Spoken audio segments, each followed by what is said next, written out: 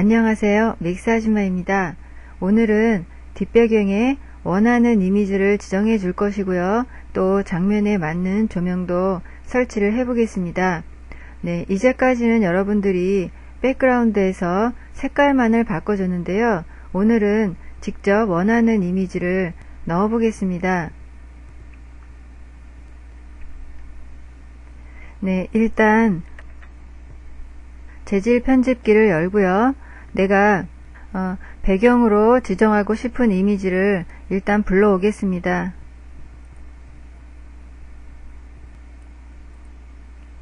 네, 보시면은요, 지금 이런 이미지를 배경에 넣어 볼 건데요. 제가요, 이제까지는 이 코디네이트의 텍스처와 그리고 그 옆에 있는 인바이런 매핑에 대해서는 설명을 드리지 않았습니다. 이제까지는 항상 내가 원하는 오브젝트에 매핑을 지정해 줬기 때문에 이 텍스처를 사용했습니다. 그렇지만 오늘은 어떤 오브젝트에 매핑을 하는 것이 아니고요. 배경에다가 매핑 소스를 지정해 줄 것이기 때문에요. 오늘은 인바이러먼트를 선택을 하겠습니다. 네, 그리고 보시면은요, 이 매핑 방식에서도 스크린으로 바뀌는데요. 역삼각형을 눌러 보시면 그 안에 또 다른 여러가지 매핑 방식이 있습니다. 백그라운드에 어떤 식으로 이미지가 들어갈 거냐고 설정해 주는 곳인데요. 일단은요, 장면을 애니메이션 시키지 않으실 거라면 그냥 스크린에 놔두고 작업을 하시면 됩니다. 네, 이 스크린은요, UVW 매핑에서요, 플래너 형식과 비슷합니다. 재질 편집기에서 일단 이미지를 지정해 주셨으면요, 키보드에서 8을 눌러 보겠습니다. 네, 그러면 이제까지 여러분들이 많이 보셨던 대화 상자인데요. 네, 이때까지는 색깔만 바꿔주시고 그 인바이러먼트 맵에는요, 이렇게 늘 넌인 상태였습니다. 이 네모 상자를 눌러 보겠습니다. 네, 그러면 역시 많이 보시던 대화 상자인데요. 이 브라우저 프롬에서 보시면은요, 기본으로는 이렇게 뉴가 선택이 되어 있습니다. 이 뉴라고 하는 것은 내가 원하는 매핑을 만들 때 쓰게 됩니다. 네, 항상 많이 사용했던 것인데요. 지금 이 인바이러먼트의 경우에는 재질 편집기에서 이미 지정을 해준 이미지가 있습니다. 네, 그럴 때는요, 이 위에서 두 번째 보시면 메타리얼 에디터라고 하는 옵션이 있습니다. 선택을 해 보겠습니다.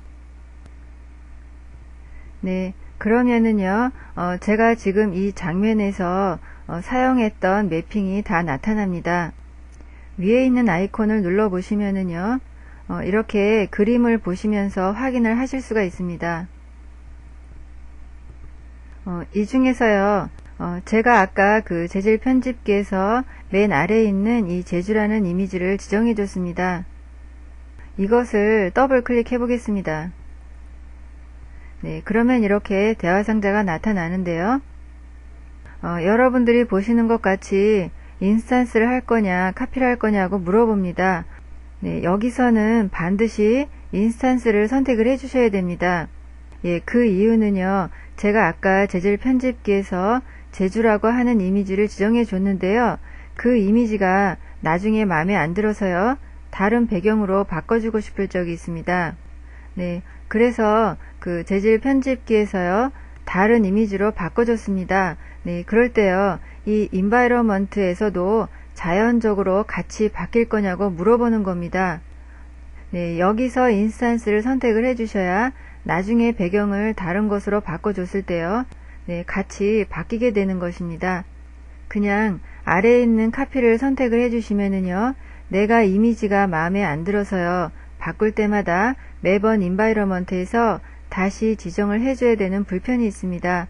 네, 그래서 반드시 인스턴스를 선택을 하시고요, OK를 하겠습니다.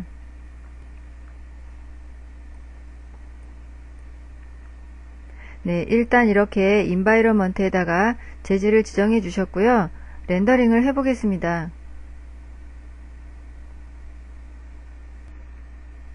네, 배경은 지정이 됐는데요.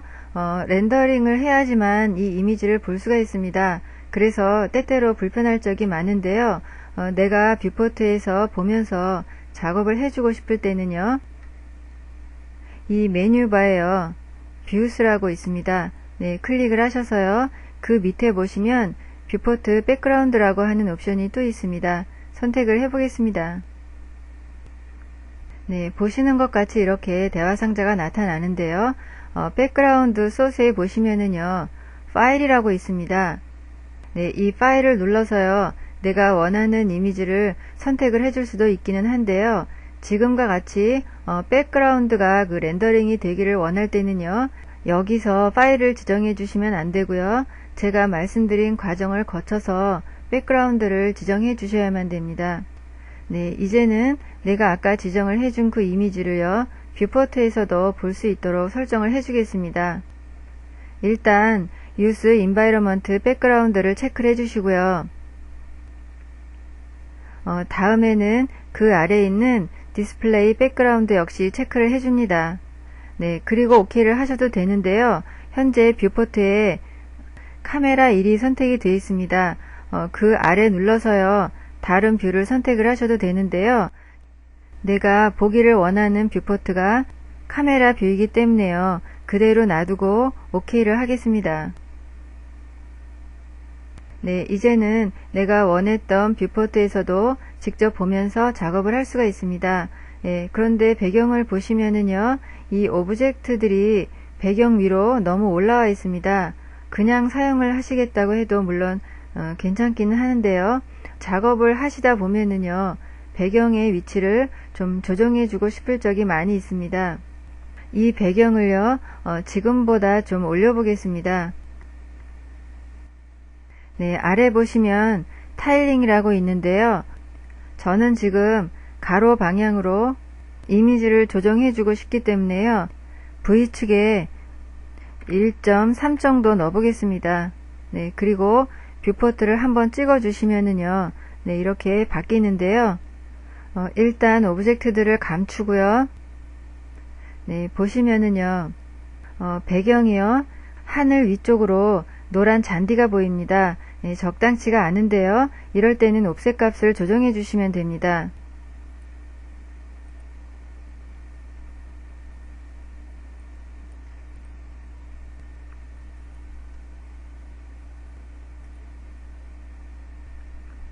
장면이 어느 정도 완성이 된 것 같고요. 이제는 조명을 설치해 보겠습니다. 조명을 설치를 하실 때는요. 항상 그 주 조명을 먼저 설치를 하셔야 되는데요. 이 배경을 보시면은요. 조명이 왼쪽에서 오른쪽으로 비치고 있습니다. 네, 조명을 설치를 하실 때도요. 이 배경에 빛이 비치는 방향을 생각하시면서 조명을 만들어 주셔야 되겠죠. 타겟 스폿을 선택을 하시고요.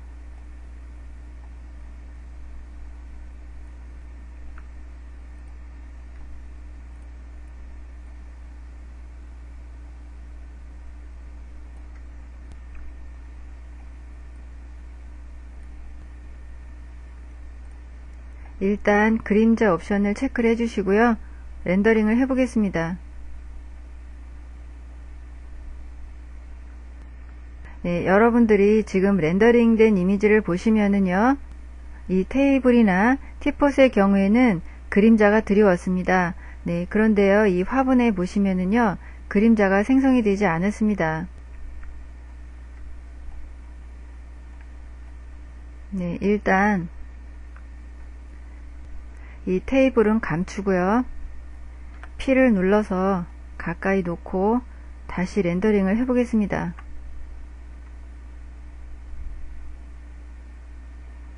네, 역시 보시는 것 같이 그 화분에 그림자가 들이우지 않았는데요. 현재 이 화분은요. 플레인에다가 매핑을 했습니다. 이 플레인에 대해서는 제가 전에도 말씀을 드렸지만 맥스에서는 기본적으로 한 화면만을 인식을 한다고 말씀을 드렸습니다. 현재 이 주조명이요. 앞쪽에서 비춘다면 별 문제가 없을 것인데요. 그림자 옵션을 준 조명이요. 뒤쪽에서 비추고 있기 때문에 이 플레인을 인식을 못하고 있습니다. 네, 다시 재질 편집기를 열고요. 화분을 선택을 하신 다음에 투사이드를 지정해 주겠습니다. 네, 다시 렌더링을 해보겠습니다. 네, 그러면은요, 이제는 그림자가 생기기는 했는데요, 처음 이 오브젝트를 생성시킬 때 만들어준 플레인의 모양으로 그림자가 생겼습니다. 네, 역시 이 부분을 조정해 주겠습니다. 조명을 선택을 하시고요. 네, 여러분들이 이 섀도우스에 보시면은요, 평시에는 그냥 기본으로 있는 이 섀도우 맵을 사용했습니다. 지난번 그 레이트레이스 재질을 사용했을 때요, 네, 밑에 있는 이 레이트레이스 섀도우를 사용을 해서 사실적인 그림자를 표현을 하셨는데요. 지금도 역시요, 이 옵션을 선택을 하겠습니다. 그림자가 드리울 때요, 매핑된 부분까지 계산을 해서 생기기를 원할 때는요, 이 옵션을 선택을 하시면 됩니다. 일단요, 그림자의 색깔도 좀 옅게 주고요. 멀티플라이어 값은 한 1.1 정도 주겠습니다. 다시 렌더링을 해보겠습니다. 조명의 위치를 좀 바꿔보고요. 다시 렌더링을 하겠습니다.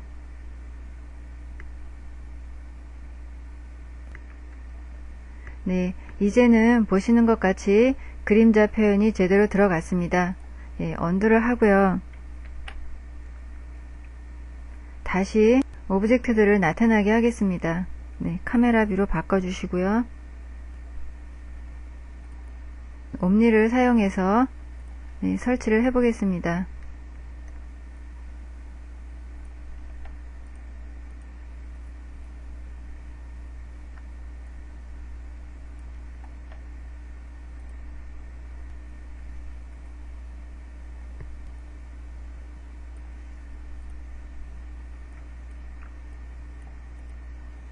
이 주조명도 한 1.2 정도 주겠습니다.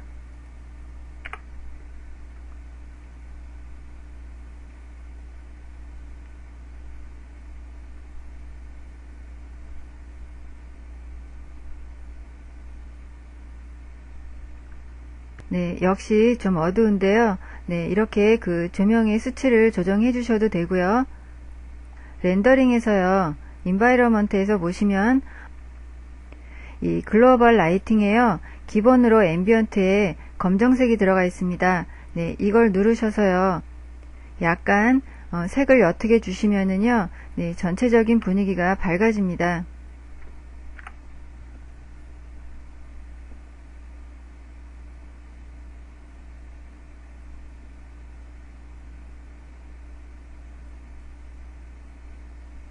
보조 조명을 앞쪽으로 옮겨 놓으니까 이번엔 너무 밝은데요.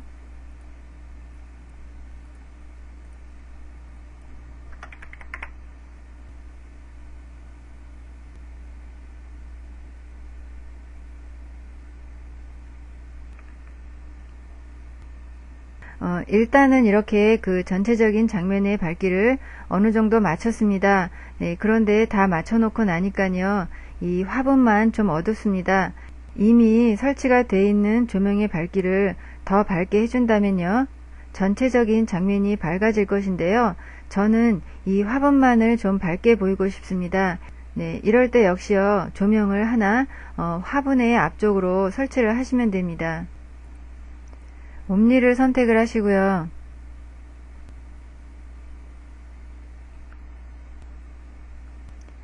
예, 화분의 앞쪽에다가 조명을 하나 설치를 했습니다.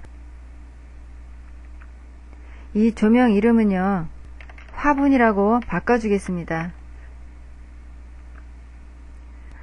역시 옵션 중에 익스클루드를 선택을 하겠습니다. 지금 이 조명은요, 다른 것에는 영향을 주지 않고요, 예, 오로지 화분만을 좀 밝게 비추기를 원합니다. 네, 뷰포트에서요, 화분의 이름을 확인하겠습니다. 플랜 2하고요, 예, 플랜 3인데요. 다시 조명을 선택을 하시고요. 플랜 2와 그리고 플랜 3을 오른쪽으로 보내겠습니다. 네, 그리고 보시면은요, 기본 옵션으로 익스클루드가 선택이 되어 있는데요. 이번에는 인클루드로 바꿔주겠습니다. 네, 그리고 OK를 하겠습니다. 다시 렌더링을 해보겠습니다. 네, 지금 만들어준 이 조명은요, 다른 오브젝트에는 영향을 주지 않고요, 이 플레인만을 비추고 있습니다. 네, 이 조명은요, 여러분들이 많이 연습을 하시면서 네, 이렇게 저렇게 사용을 해 보셔야 원하는 장면을 적절하게 표현을 할 수가 있습니다. 네, 한 가지 더 말씀을 드리겠습니다. 지금은 조명이 몇 개 되지는 않지만은요, 조명 작업을 하시다 보면 아까 같이 어느 특정 오브젝트에만 비추고 싶거나 혹은 제해주고 싶은 적이 있습니다. 네, 이럴 때는 어떤 조명인지 헷갈리는데요. 이럴 때 사용하는 것이 바로 라이트 리스트라고 하는 옵션입니다. 메뉴바에요, 출수에 라이트 리스트라고 선택을 하겠습니다. 네, 그러면 이렇게 대화창이 뜨는데요. 현재 이 스포라이트에서만 이 그림자 옵션을 준 것이 나타납니다. 네, 그리고 그림자 옵션은 레이 트레이시 섀도우를 줬고요. 다른 여러가지 설정값도 여기서 맘대로 바꿔줄 수가 있습니다. 그 아래 옴니 1은요, 역삼각형이 있는데요. 네, 눌러보시면 아까 인스탄스로 만들어준 다른 옴니들이 나타납니다. 이 인스탄스를 해준 조명의 경우에는요, 하나만 바꿔주면 다른 인스탄스 복사된 조명들의 모든 옵션들이 같이 바뀌기 때문에요. 이렇게 하나만 나타난 것이고요. 그리고 그 아래 보시면은 화분이라는 이름을 가진 이 조명이 노랗게 이렇게 활성화가 되어 있습니다. 네, 현재 뷰포트에서 선택이 되어 있다는 뜻입니다. 네, 제가 그 위에 있는 이 스포라이트를 선택을 해보겠습니다. 네, 그러면 역시 뷰포트에서도 이렇게 스포라이트가 선택이 되는데요. 조명의 색깔도 한번 바꿔보겠습니다. 네, 살짝 노란색을 주고요. 멀티플라이어 값도 한 1.4로 높여보겠습니다. 보조 조명에도 한 0.5 정도로 높여주고요. 네, 다시 렌더링을 해보겠습니다.